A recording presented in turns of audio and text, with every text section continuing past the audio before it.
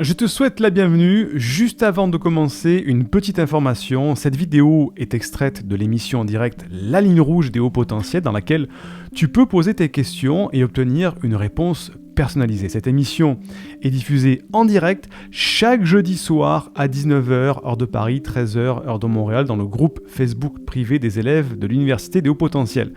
Si tu ne fais pas encore partie de ce groupe d'entraide et de bienveillance, tu peux y accéder en devenant élève de l'université. Pour cela, il te suffit juste de télécharger une première formation offerte dans le cadre de cette campagne de sensibilisation au haut potentiel. Le lien se trouve en description de cette vidéo ou en description du podcast. C'est tout simple, tu m'indiques à quelle adresse je dois t'envoyer la formation et tu la reçois tout de suite. Si tu me découvres pour la première fois par l'intermédiaire de cette vidéo, eh bien je suis Siegfried C, je suis neurothérapeute spécialisé dans l'accompagnement des personnes à haut potentiel intellectuel ou émotionnel. Et j'ai fondé l'Université des hauts potentiels dans laquelle eh bien, nous les aidons à canaliser leur surefficience pour soulager un certain mal-être. Maintenant que les connaissances sont faites, laissons place aux conseils de cette vidéo.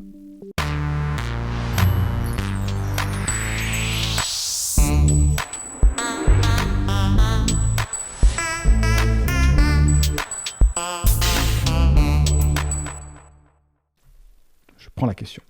Une question d'une personne anonyme qui nous dit « Bonjour, je voudrais savoir comment on peut être détecté au potentiel émotionnel. » Très bonne question. Eh bien, grâce à un bilan de détection de la douance. Donc déjà, il y a toutes les informations à l'Université des hauts potentiels, donc sûrement il y aura un lien dessous pour aller voir tout ça. Un bilan de détection, ça va tester les 6 intelligences. On a 6 intelligences. Et par rapport à ça, on peut avoir un bilan de douance. Et dans ce bilan de douance, on teste la 6e intelligence, qui est l'intelligence émotionnelle. Cette intelligence émotionnelle, on la teste comment ? Alors, on ne peut pas faire une piqûre pour savoir qui est plus émotionnel ou pas, mais par contre, il y a un comportement, quand on a des émotions très intenses, un comportement, des réactions.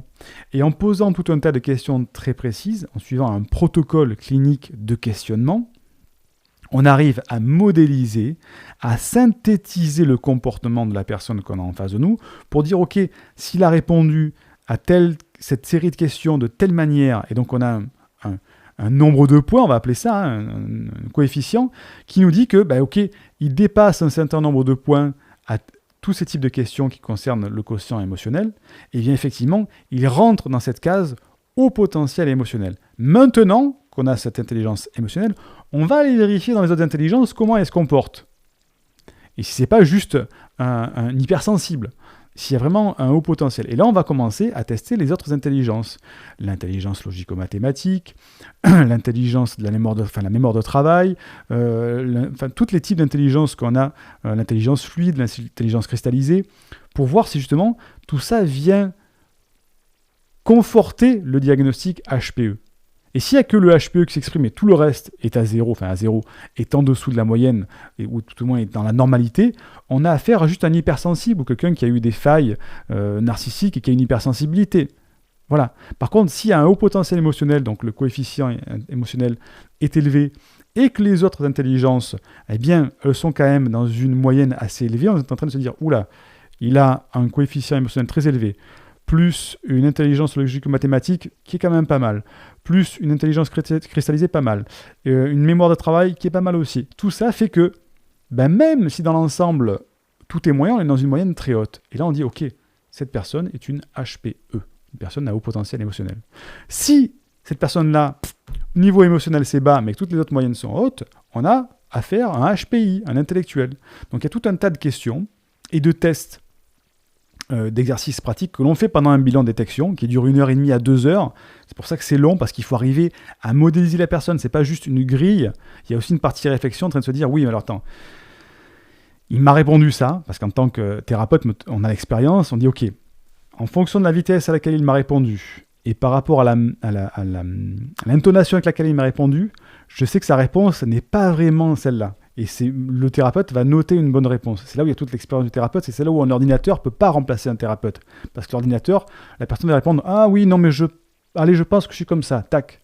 Et le thérapeute va dire « Ah, j'ai compris qu'en fait, c'était pas vraiment ça, C'était la question. Il n'était pas à 10 sur 10, il était à 7 sur 10 dans la réponse. Et c'est là où il y a tout le travail de bilan de détection de la douance qui est très complexe, très complet et hyper enrichissant, puisqu'après on ressort avec un bilan. Les bilans de détection de la douance de l'université, pour ceux qui l'ont fait, il y a une trentaine de pages personnalisées sur le mode de fonctionnement de la personne. Donc, c'est comme ça qu'on arrive à détecter un HPE. Bon, j'arrête là parce que je pourrais en parler des heures. J'espère t'avoir répondu. Voilà, vous voyez, je marque un peu. Indique-moi en description à quelle adresse t'envoyer la formation offerte qui s'intitule « Canalise tes pensées envahissantes et profite de l'instant présent ». Et surtout, partage cette vidéo à une personne de ton entourage que ça pourrait aider. Et n'oublie pas, comme le disait Einstein, la folie c'est de faire toujours la même chose et de s'attendre à un résultat différent. Si tu veux t'épanouir avec ta douance, c'est le moment d'utiliser le bon mode d'emploi, celui qui fonctionne avec toi, et de changer pour faire de cette terre un monde meilleur.